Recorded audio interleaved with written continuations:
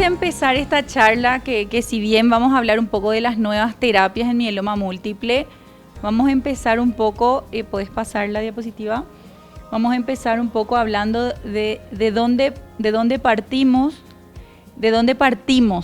del mieloma. ¿Sí? O sea, es importante entender la base de dónde sale esta enfermedad, ¿sí? Entonces, nosotros sabemos que este es el fémur, el hueso acá de la pierna, ¿verdad?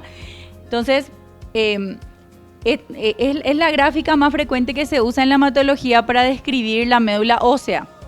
Pero la médula ósea está dentro de los huesos, ¿sí? Entonces, de ahí parten las células plasmáticas, que son células normales, que ven ahí, que todos nosotros tenemos células plasmáticas, todas las personas tenemos, porque de hecho son las células encargadas de producir anticuerpos, que son las defensas, ¿sí? Entonces, cuando existe una patología que se llama mieloma, estas células plasmáticas se empiezan a producir de manera anormal. Entonces, en vez de tener 3%, va habiendo un poco más de estas células plasmáticas. Entonces, estos anticuerpos también se van produciendo de manera irregular, ¿sí? Entonces, esta generación de células anormales va a darle el nombre a esta enfermedad que se llama mieloma. ¿Y por qué se llama múltiple? Siempre le explico a los pacientes, se llama múltiple porque puede producir daño a múltiples órganos, ¿ok? Lo primero que vemos que es anemia. ¿Y por qué da anemia? Porque estas células, si nosotros pensamos en una bolsita, en esa bolsita tiene que haber glóbulos rojos, tiene que haber glóbulos blancos, linfocitos, neutrófilos, plaquetas, todo. Pero se empieza a ocupar el espacio por la célula plasmática, entonces no hay más espacio para que se generen plaquetas, para que se generen glóbulos rojos, para que se generen glóbulos blancos, o sea, otros glóbulos blancos. Entonces por eso es que empieza a haber más anemia. Después empieza a haber hipercalcemia, aumenta el calcio. Luego hay lesión en los huesos, esa es una gráfica muy frecuente que es la calota, que empieza a ver como que se ve como calcomido, ¿sí? Y daño a nivel de los riñones. Esto es lo típico que veíamos anteriormente en los primeros diagnósticos del mieloma múltiple. Bueno, entonces nosotros para entender la patogenia del mieloma, muchos de ustedes ya habrán escuchado el smoldering mieloma, la gamapatía monoclonal, o yo tengo un premieloma, ¿sí? Esas palabras. Porque existe el estado como un premieloma, ¿sí? Entonces tenemos que la célula B o plasmática normal, que puede tener una gamapatía que es muy frecuente en pacientes mayores de 60 años, que son estados de la célula plasmática que no llegan a producir una enfermedad. Están ahí las células plasmáticas, pero no producen daño, el componente monoclonal que produce no es tan alto. Entonces eso se llama gamapatía monoclonal de significado incierto. Si eso progresa, pueden existir lo que se llama la gamapatía monoclonal, el smoldering mieloma, que es un estado premaligno, no llega a ser todavía un cáncer en sí. Ahora hay muchos estudios que estamos viendo para ver si es que ya hay que tratar o no en ese momento. Hasta ahora no todavía. Y en este momento ya se empiezan a ver todos estos trastornos genéticos, primarios o secundarios, que vamos estudiando cuando hacemos los estudios de diagnóstico del mieloma. Y luego ya viene la condición maligna que se llama mieloma múltiple, ¿está? Entonces, ahora que ya sabemos qué es el mieloma, ¿qué es? Es una gamapatía monoclonal que es maligna, que se produce con más frecuencia, principalmente en pacientes mayores de 50 a 60 años. Lo que se ve es una producción disminuida de las inmunoglobulinas, donde hay inmunoparesia, que es como las defensas están disminuidas. Entonces eso lleva a cuadros infecciosos a repetición. Los pacientes que presentan antecedentes de cuadro de infección de neumonía, infecciones urinarias, como antecedentes de forma frecuente. Hipercalcemia, que lleva fallas renales, y un síndrome de hiperviscosidad que se puede ver también en algunos casos. Siguiente. Cuando hablamos de mieloma sintomático, decimos que tenemos células plasmáticas clonales en médula ósea más del 10%, que tiene que estar confirmada, o una biopsia que diga que tenemos un plasmocitoma extramedular o óseo, o cualquiera de estos eventos. que es lo que antes se llamaba CRAP, ¿sí? Le decimos CRAP a la hipercalcemia, a la insuficiencia renal, anemia o lesiones líticas. Antes, si había 10% de plasmáticas y CRAP, eso era mieloma. Hoy ha cambiado ya eso también y se agregan otros parámetros, que son estos marcadores, que por más que no tenga esto, si en médula tengo más de 60% de células plasmáticas y no hay anemia, no hay falla renal, igual ya es un mieloma. O si el ratio de cadenas ligeras alterada sobre no alterada es mayor a 100, ya es un criterio. O si tengo en resonancia magnética más de una lesión focal más de 5 milímetros. O sea, va cambiando el concepto para tratar de minimizar el daño para el diagnóstico. ¿Y eso por qué es? Porque como sabemos que es un estado que va caminando, vemos como vieron en el gráfico, que va de una célula plasmática normal a una gamapatía monoclonal, luego va a un smoldering y un mieloma. Entonces se trata de hacer el diagnóstico de la forma más precoz, ¿sí? Lo más precoz posible. Entonces se pueden caracterizar según los riesgos, de acuerdo a lo que es el FISH y la citogenética, que son estudios que se hacen al diagnóstico y luego se van haciendo las recaídas nuevamente. Entonces caracterizamos de alto riesgo, riesgo intermedio o riesgo estándar el mieloma.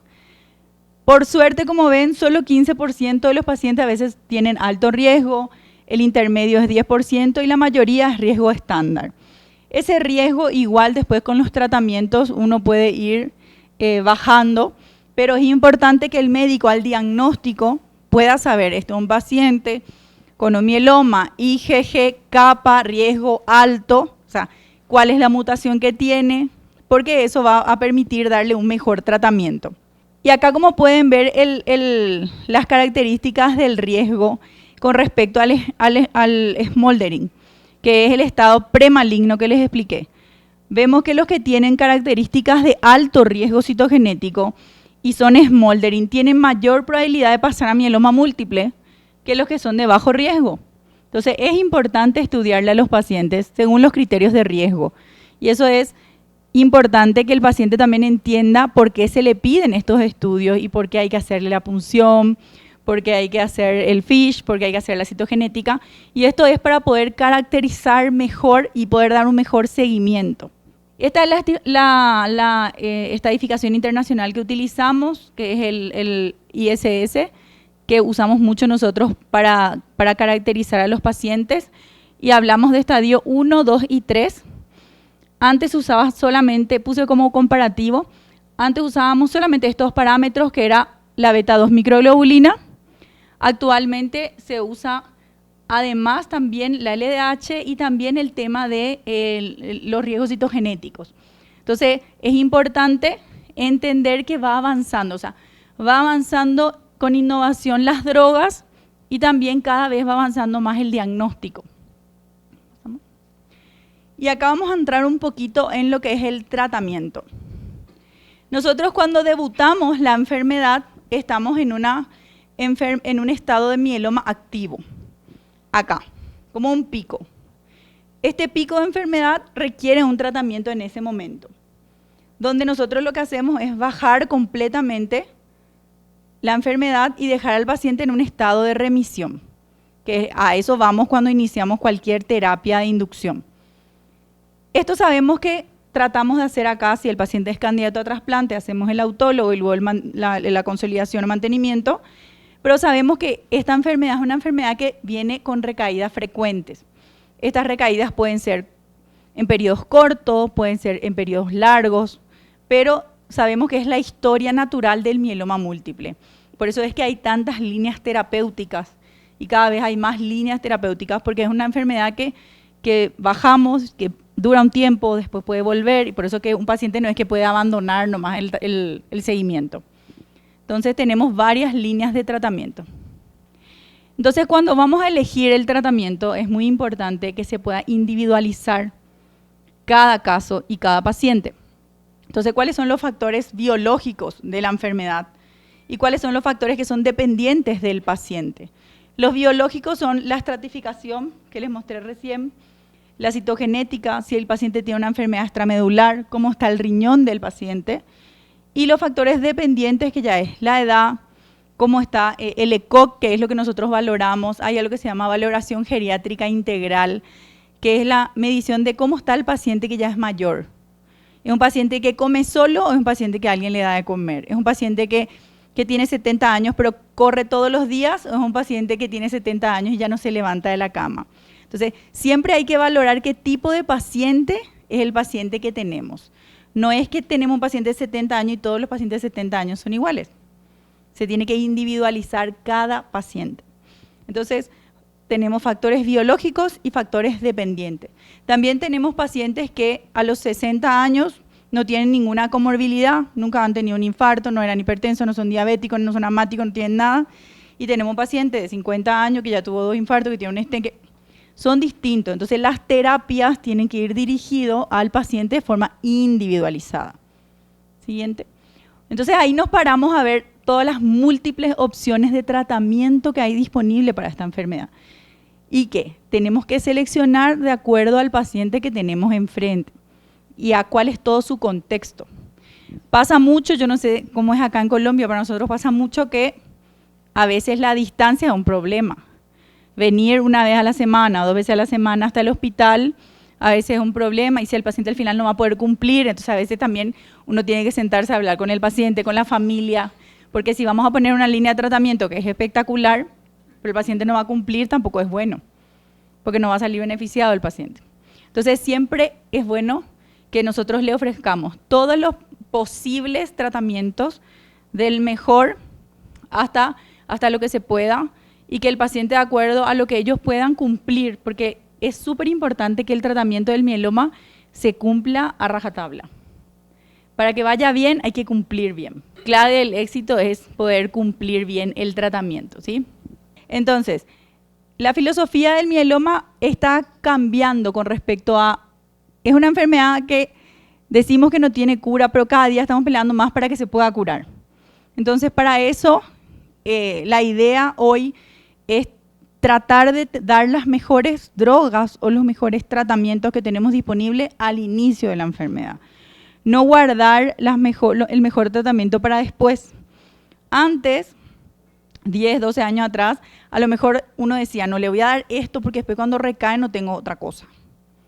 Pero hoy está demostrado que uno tiene que darle lo mejor que tiene disponible al inicio. Entonces, lo mejor disponible hace que la remisión sea más profunda y dure más. Entonces, esa es la idea, tratar de dar lo mejor al inicio, ¿tá?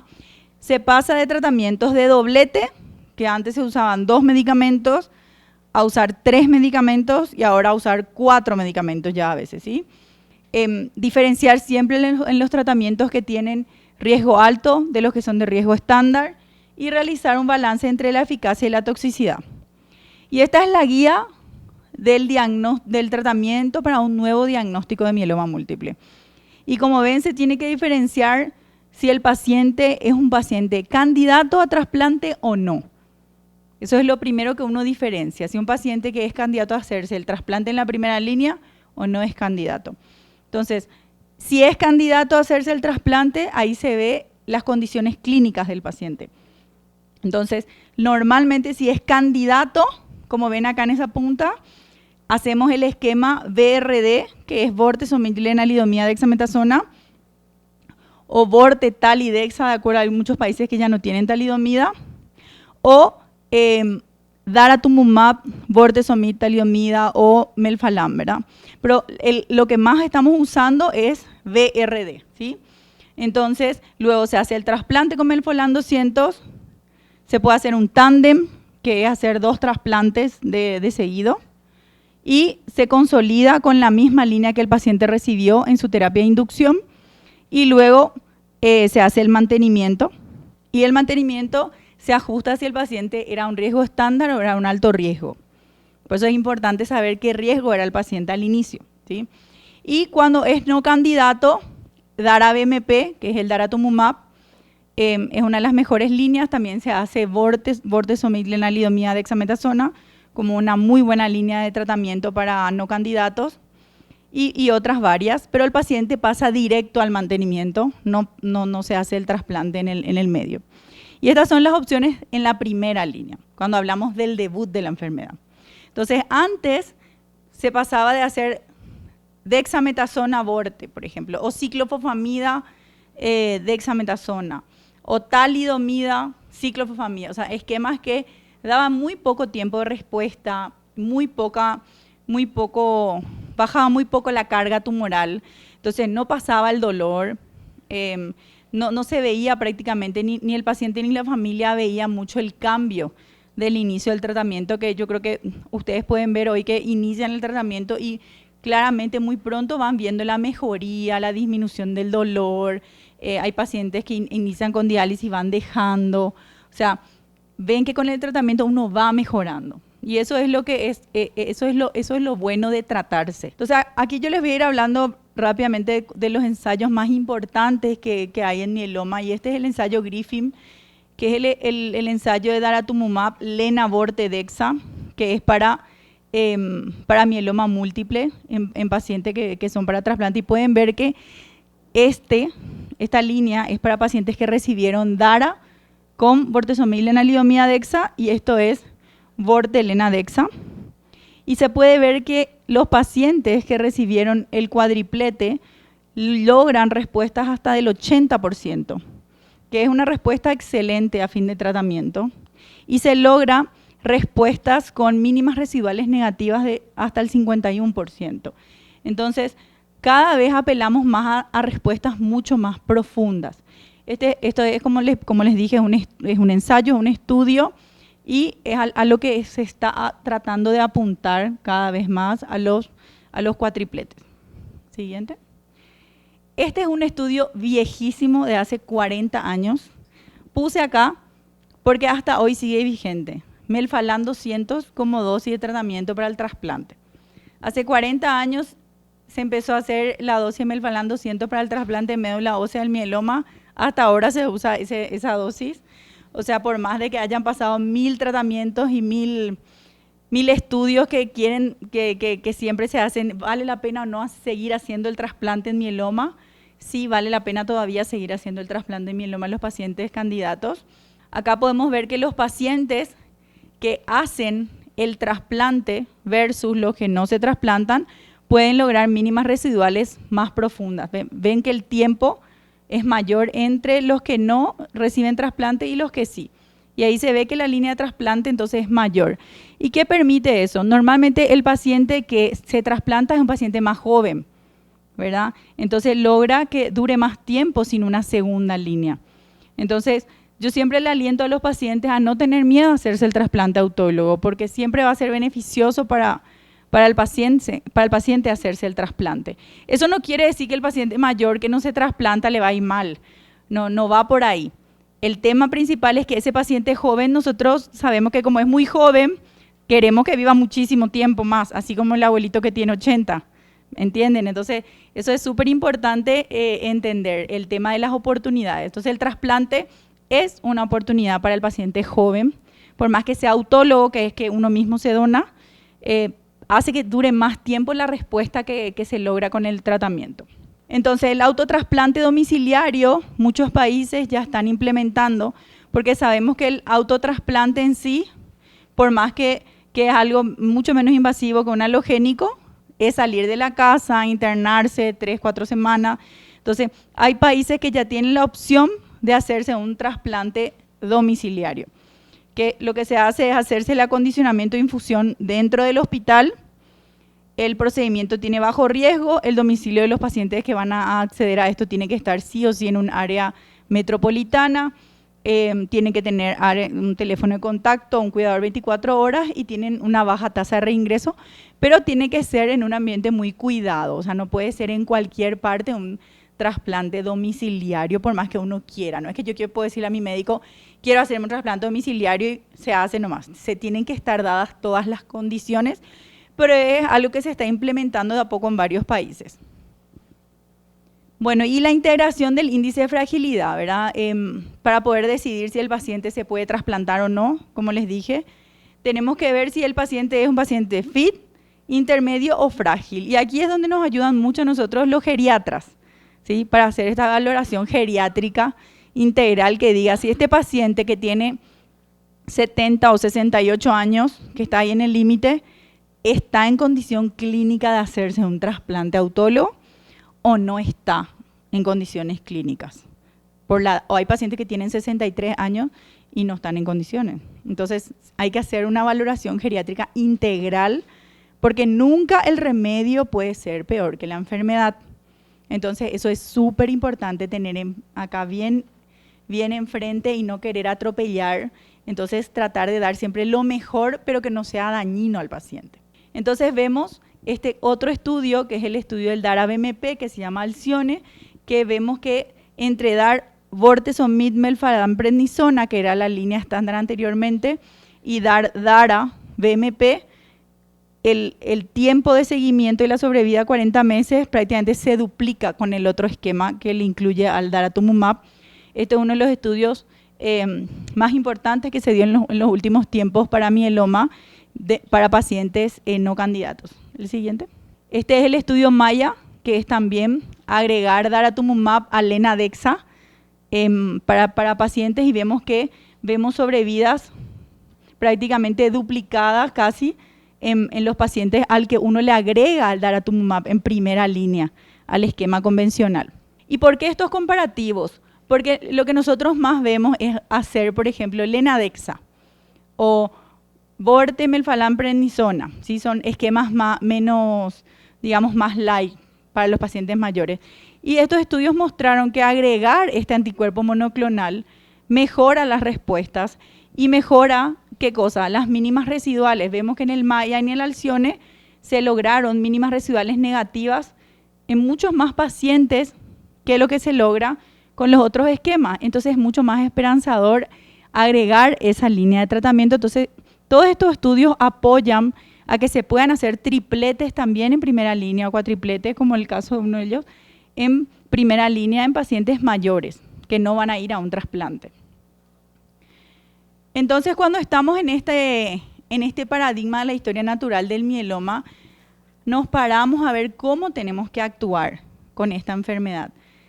Seleccionar el paciente, vemos cuáles son sus factores dependientes y cuando recae el paciente, qué tratamiento recibió, cuál es el grado de respuesta que obtuvo. O sea, si yo hice, hice bortezomib, Lenadexa y el paciente logró una respuesta completa, estricta, con una mínima residual negativa, y eso le duró 3 años. Entonces, ese paciente yo considero o no considero que es refractario a la lenalidomida. O sea, hay que valorar bien cada uno de los casos de los pacientes, valorar el tiempo que duró la respuesta, si respondió de forma completa o no.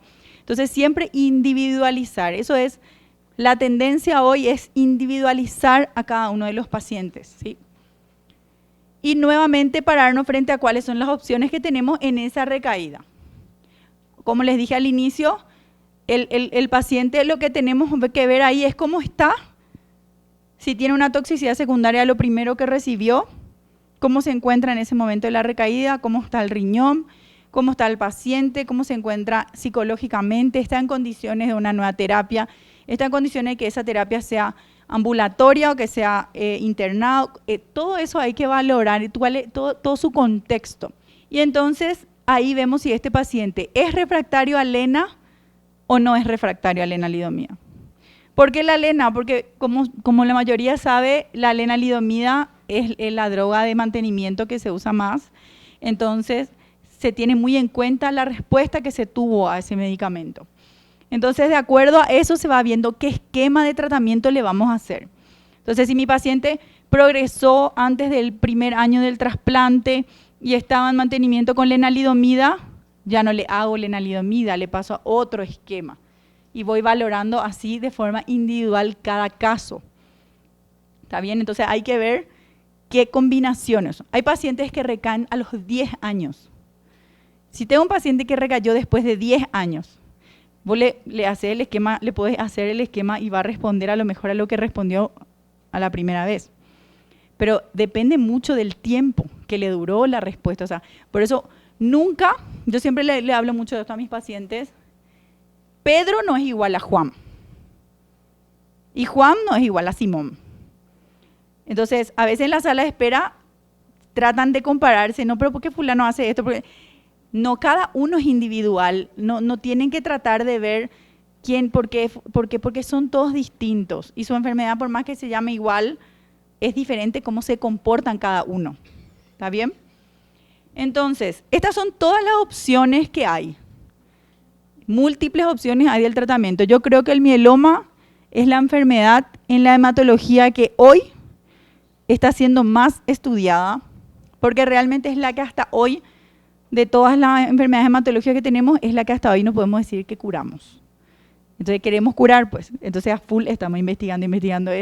Todo el tiempo, todas las semanas tenemos reuniones, que aquí, que allá, que vamos a hacer ensayo, que búsqueda paciente, que todo el tiempo estamos detrás del mieloma, porque es lo que más queremos, es poder decir que curamos el mieloma, ¿verdad? Todos los médicos que nos dedicamos a mieloma, es el sueño, poder curar el mieloma.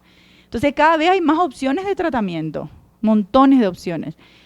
Entonces acá hay que ver a qué tenemos acceso en nuestro país, cuáles son las toxicidades que da. Entonces, ¿el paciente va a tolerar esto o no?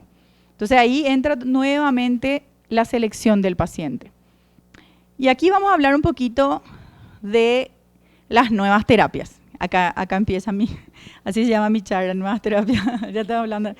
Pero yo quería explicar un poquito antes el mieloma, porque si no me parecía así muy entrar nomás en nuevas terapias. Bueno, entonces, ¿qué es el BCMA? El BCMA es un antígeno de maduración de mieloma que está expresado en estas células tardías de diferenciación, ¿verdad? Que son las células ya a nivel del ganglio, de la célula plasmática. Entonces, que está ahí por la célula plasmática, para que entiendan, como un marcadorcito, ¿sí? Entonces, es importante para la supervivencia de esas células plasmáticas a largo plazo. Está muy expresado en el mieloma múltiplo. Estas células plasmáticas que desarrollan mieloma tienen mucho BCMA, para entender, ¿sí? Está muy marcado. Y se secreta en la superficie de estas células, y es importante el papel que implicó descubrir esto, ¿verdad? ¿Por qué? Porque ahí entonces empezaron el monoclonal para el mieloma, también el biespecífico para mieloma. ¿A quién le ataca?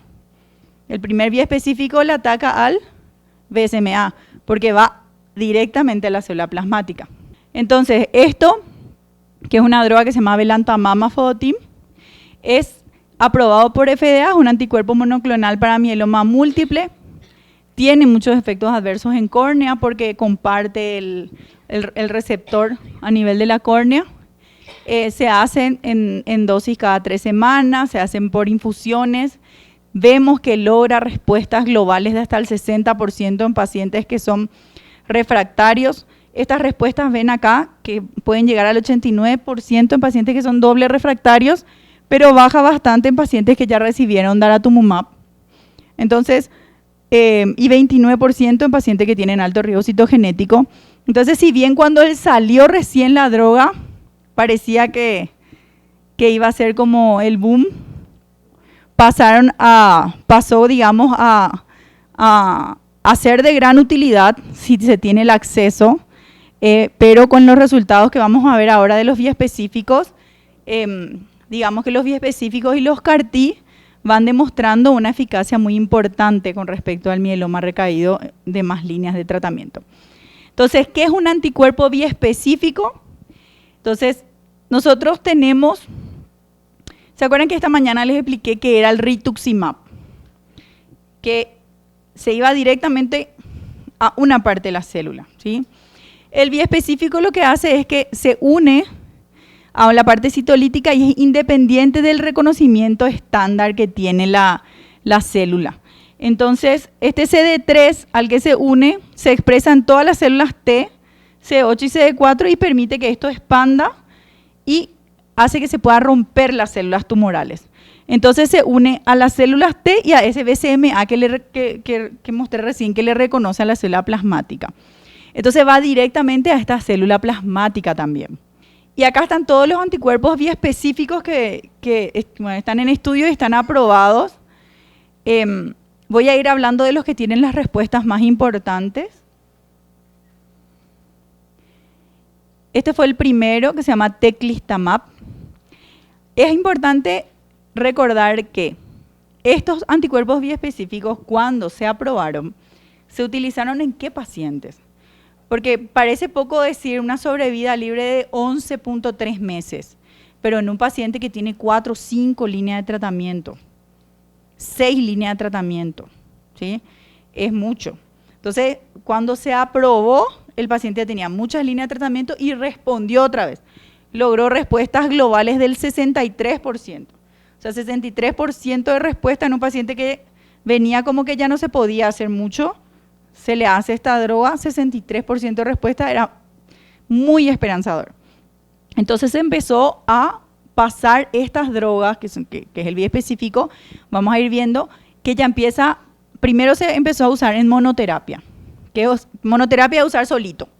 Y luego ya hay ahora estudios que combinan, entonces hacen que las respuestas que se logran sean mayores, ¿sí? Entonces la verdad es súper prometedor el papel del biespecífico en el mieloma múltiple. Y acá, para darle el ejemplo nomás, ¿verdad? Este es el Teclistamab, es un estudio que, como ven, el doctor hoy les explicó esta mañana que era fase 1, fase 2, fase 3.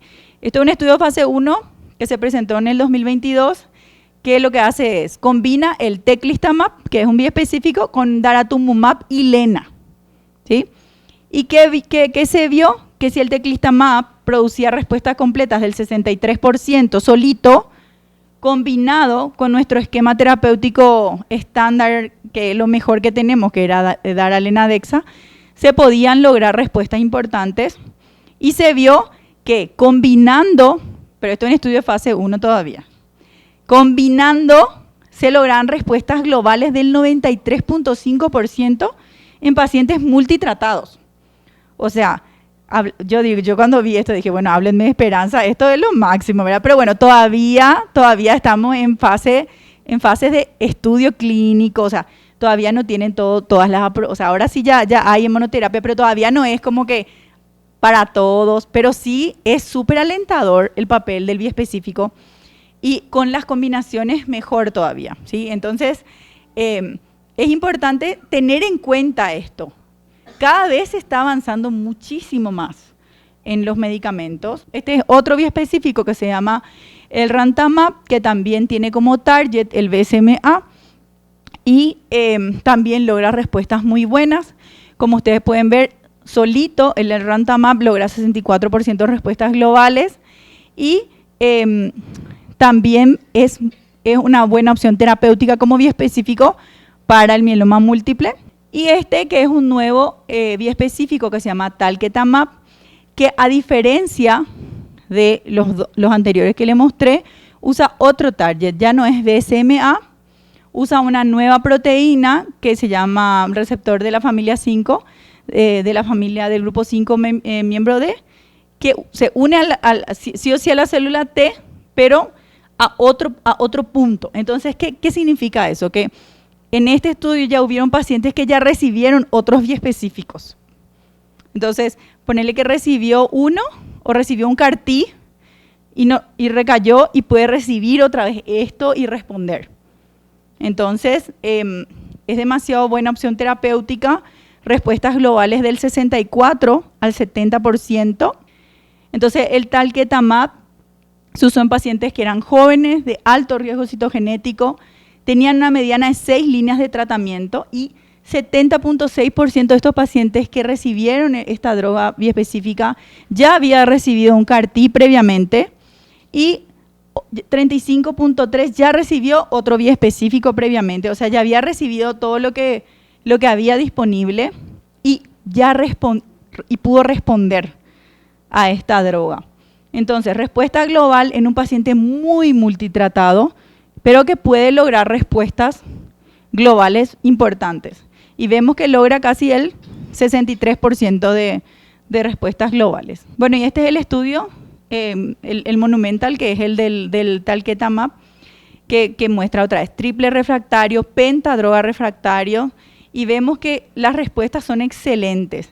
Y esto lo que muestra es que se hizo esquemas de droga subcutánea de 0,4 miligramos cada semana o 0,8 cada 2 semanas para ver si se bajaban los efectos adversos. Porque también estas drogas, si bien logran respuesta, tienen sus efectos adversos. Entonces se trata de minimizar los efectos adversos de estas drogas también. Y se vio que sí se pudo disminuir un poco más los efectos adversos en los pacientes que recibieron la droga de forma subcutánea versus los pacientes que recibieron de forma también endovenosa. Hay nuevos estudios que están haciendo combinaciones, en este caso el del talquetamab con el daratumumab, y bueno, me imagino que va a ser súper prometedor el resultado de estas combinaciones, de estas nuevas drogas. Cada vez que salen estudios nuevos de mieloma, lo único que nosotros nos dan es esperanza y nos dan ganas de tener, ¿verdad? Porque en Latinoamérica el principal inconveniente que vemos a veces es que sabemos que son buenas las drogas, queremos tener esas drogas y a veces cuesta tener porque los precios son altos. Pero es importante esto que ustedes hacen, tener sus grupos de pacientes, dar la visibilidad de la necesidad que existe de tener el acceso. Eso es súper importante para que se pueda mostrar a las personas que deciden qué se compra y qué no se compra, lo que se necesita. Porque a veces nosotros como médicos podemos prescribir, pero no pasa de una prescripción o de que te pidan una recomendación. El paciente que muestra su necesidad ayuda muchísimo. Este es otro biespecífico que también es de la misma familia del talquetamab y realmente puse, son todos muy nuevos, entonces los pongo solamente para que ustedes sepan de que hay varios biespecíficos en estudio, varias drogas, realmente el talquetamab y el teclistamab son los que más se están utilizando, pero hay montones que están en fases de aprobación, hay montones que están en estudios de combinación, donde los resultados que se están teniendo previamente son demasiado alentadores. Y acá hacerles un poquito una diferencia, porque ahora vamos a pasar a hablar, va a haber otra charla que va a ser una charla de CAR-T. Y claro que el CAR-T es súper espectacular, ¿verdad? Todos queremos tener CAR-T también, pero yo creo, pero esa es una opinión particular, ¿sí? Yo creo que de repente el CAR-T, si bien es una opción terapéutica buena, el costo a lo mejor es alto, entonces nosotros tenemos que ver qué podemos. Entonces, si podemos hacer nuestros CAR-T académicos, sería espectacular, o si el sistema de salud nos permite, sería maravilloso. Pero si no, creo que los biespecíficos también son una opción espectacular para esta enfermedad, que tienen como ventaja el CAR-T es que es rápido, potente, efecto antitumoral y un tratamiento que es finito, ¿sí? Que es corto. Y el biespecífico que es disponible de forma inmediata, que no precisa una terapia puente, que tiene posibilidad de suspender si hay efecto adverso y uso posible en muchos centros al mismo tiempo. Y el inconveniente, el tiempo de manufactura del CAR-T, los efectos adversos que pueden verse, y de los biespecíficos el tratamiento que es un tratamiento continuo, que tiene también efectos adversos, y el costo, ¿verdad? Porque también los biespecíficos tienen un costo alto, no es que son tan baratos tampoco, sí son un poco más baratos que el CAR-T, pero son una opción. Entonces, para ir concluyendo un poquito, ¿cuáles son las opciones?